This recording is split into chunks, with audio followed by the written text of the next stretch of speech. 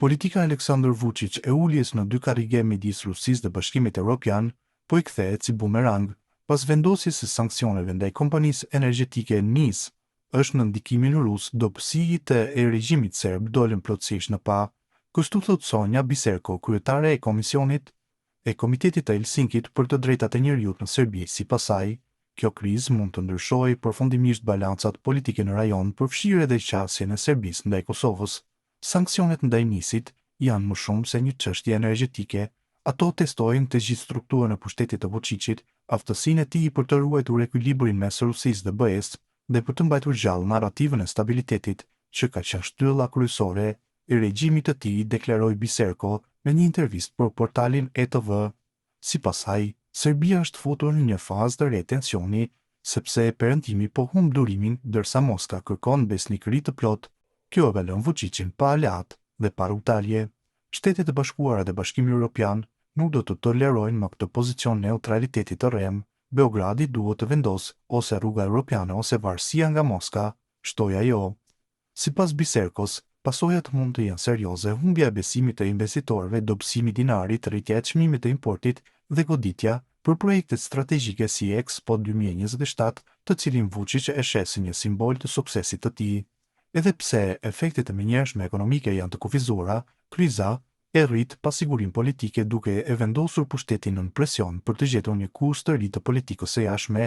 Nëse ndodh ndonjë tronditje ekonomike ose një rritje e presionit perëndimor, sipas Biserkos, Partia Përparimtare Serbe, SNS, mund të humbasë një pjesë të mbështetjes, ndërsa opozita mund të fitojë terren. Sanksionet ndaj NIS-it dhe presioni që ato sjellin mund të përshpejtojnë ndryshimet politike në Serbi, jo vetëm për shkak të pasojave ekonomike, por edhe për shkak të rrëzimit të narrativës së stabilitetit, mbi të cilën pushteti është mbajtur deri tani, tha Biserko. Ai shtoi se meqense Parlamenti Evropian tashmë ka miratuar rezolutën shumë kritike për Serbinë, është e qartë se Vučić ka humbur durimin e BE-s dhe të Shteteve të Bashkuara të Amerikës. Nëse Beogradi nuk e përcakton qartë pozicionin e tij, mund të përballet me izolim diplomatik, ndërprerje fondesh evropiane dhe sanksione politike. Rënja e mbështetjes ndërkombëtare mund të çojë në ndryshime të brendshme, sepse pushteti në Serbi tradicionalisht varet nga legitimiteti i jashtëm, tha ajo, duke shtuar se kjo nuk kupton domosdoshmërisht rrëzim të menjëhershëm të regjimit, por fillimin e erozionit të tij politik. Sipas Biserkos, Vučić mund të tentojë të mbijetojë politikisht me disa lëvizje simbolike pro-europiane, si deklarata për afrim në BE-n, rregullime teknike ose distancim verbal nga Moska, por pa ndryshime reale. Vučić nuk është gati të shkëputet nga Rusia, sidomos në sektorin e energjisë dhe sigurisë. Ai mund të vazhdojë me narrativën e Serbisë së ditë rrezikuar, duke përdorur tema si Kosova, Republika Srpska apo presionet nga Brukseli e Washingtoni, theksoi ajo. Por sipas saj, Moska nuk do të pranojë këtë lojë të dyfisht dhe mund të ushtrojë presion përmes ndikimit të saj ekonomik dhe mediatik në Serbi.